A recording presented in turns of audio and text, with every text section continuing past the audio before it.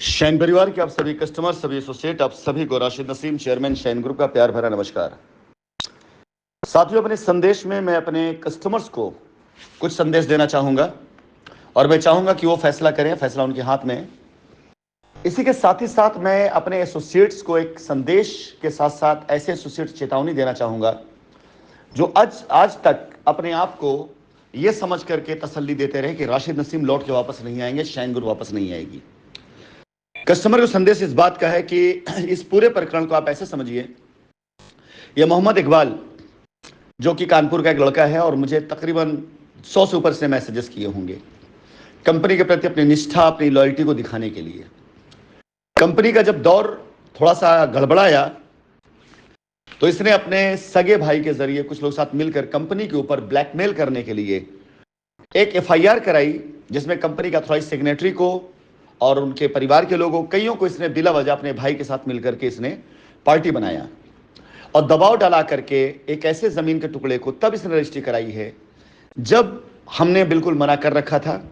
और वो registry cancel ऐसे भी, निरस्त ऐसे भी होनी है क्योंकि उस रजिस्ट्री का कोई मान नहीं है और रजिस्ट्री 2020 की है। फिलहाल मैं इनकी आपको हरकत और फितरत बता दूं ताकि आप सारे कस्टमर जो इससे रिलेटेड हैं और ऐसे सारे कस्टमर जो ऐसे एसोसिएटों के जरिए रिलेटेड हैं, इनका काम ही ये होता है, पहले आपको लाएंगे, लाकर दुनिया भर की कस्में खाएंगे, गारंटी देंगे, गवाहियां देंगे, जिसमें कंपनी कोई रोल नहीं होता है। आप खुद सुन रहे हैं कस्टमर के मुंह से कि ये कह रहे हैं कि हाँ आप चल करके सरसोल में लिखवा लीजिए, हमारी गारंटी है। जब तक पैसा मिलेगा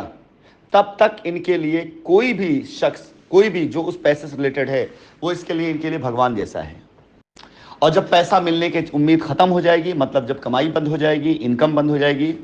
तो ये दूसरे कामों में लग जाते हैं। उन कामों से इनको कोई अलग ना करे, वहां डिस्टर्ब ना करे, इसके लिए इनकी भाषाएं बदल जाती है कि जाइए एफआईआर कर दीजिए। इकबाल के बारे में तो बहुत पहले से मैं जान रहा था और अभी लास्ट टाइम जब कानपुर के अंदर पोजीशन देने की बारी शुरू हुई थी, उस टाइम पर इन्होंने माफिया मांग करके एक बार फिर से वापस आने की कोशिश करी। लेकिन आज हरकत इनकी ये देख करके खुद ब खुद समझ में आ रही है कि ऐसे लोग ना बदले थे, ना बदले हैं, ना बदलेंगे। मैं आज ग्रुप पर इसलिए नाम लेकर के बाकायदा कह रहा हूं कि इनके ऊपर एफआईआर होना हर हाल में लाजमी है। क्यों? क्योंकि 2020 में जितने कस्टमर्स की रजिस्ट्री कराई है, वो सारे कस्टमर के साथ मैं संपर्क में आकर के पहले जानने की कोशिश करूंगा कि इसमें इन्होंने पैसे कितने खाए, और वो सारा आधार बना करके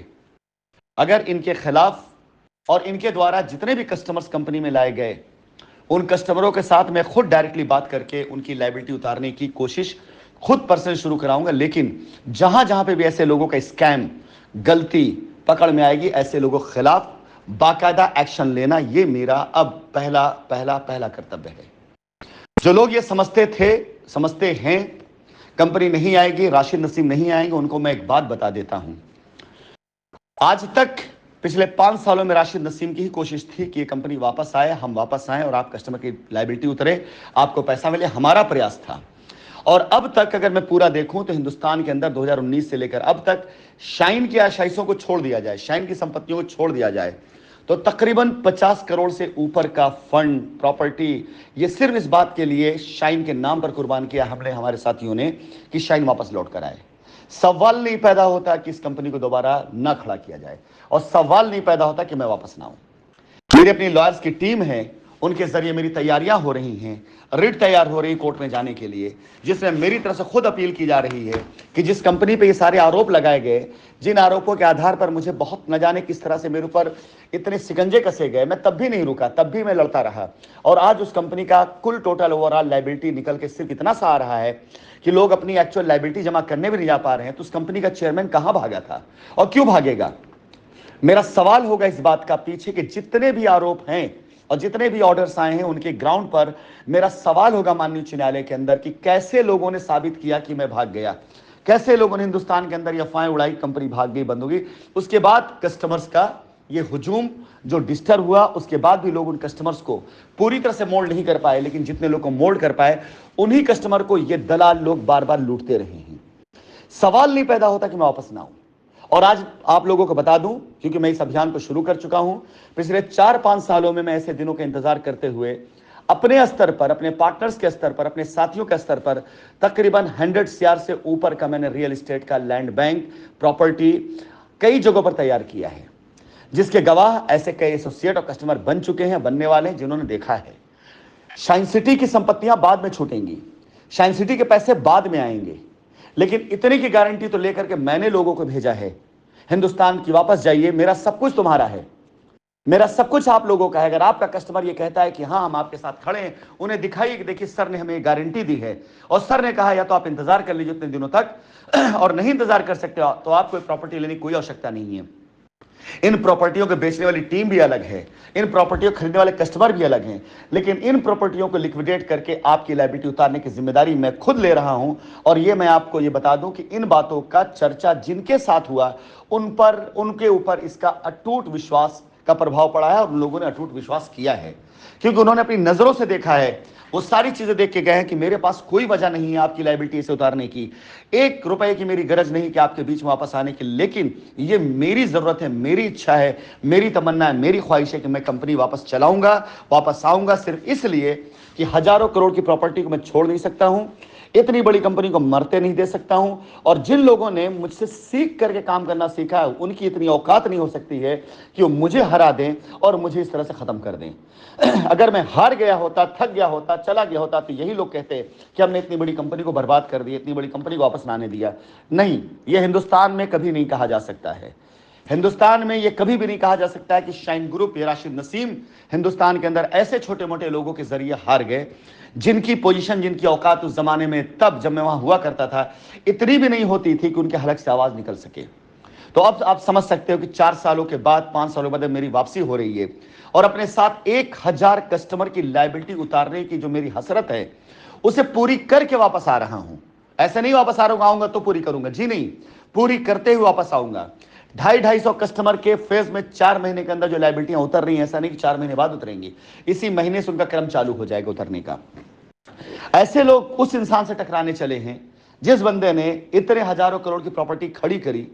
उसके बाद कोर्ट के अंदर लड़ता रहा, आज कोर्ट से सारे ऑर्डर आ जाने के बाद खुद की वापसी की तैयारी कर रहा है, खुद कोर्ट में आ रहा है, खुद एप्लीकेशन डाल रहा है कि एक बार चेक कर लिया जाए कि मेरे ऊपर क्या क्या आरोप लगाए गए थे, उनकी सत्यता क्या निकली, एक बार चेक कर लिया जाए कि मेरे खिलाफ कितने अफवाहें उड़ाई गई थी, उनकी सच्चाई क्या निकली। मैं तो कभी भी नहीं भागा था, मेरे यूट्यूब चैनल के पुराने चेक कर लिया जाए, कब मैंने लोगों से कहा कि आप मुझे पैसे दीजिए, मैंने कब लोगों से कहा कि आप आई लूट का हिस्सा बनिए। मैं अपने यूट्यूब चैनल जूम मीटिंग के जरिए कस्टमर को बार बार कहता रहा कि आपकी लायबिलिटी उतारना मैं चाहता हूं, मैं वापस आना चाहता हूं, और लोग वहां पर हर बार तरह तरह आरोप लगाकर, कोर्ट की सख्तियां करवा करके ये लोगों से कहते थे कस्टमर से वापस नहीं आएंगे। और आज इनकी इतनी औकात फिर से हो गई है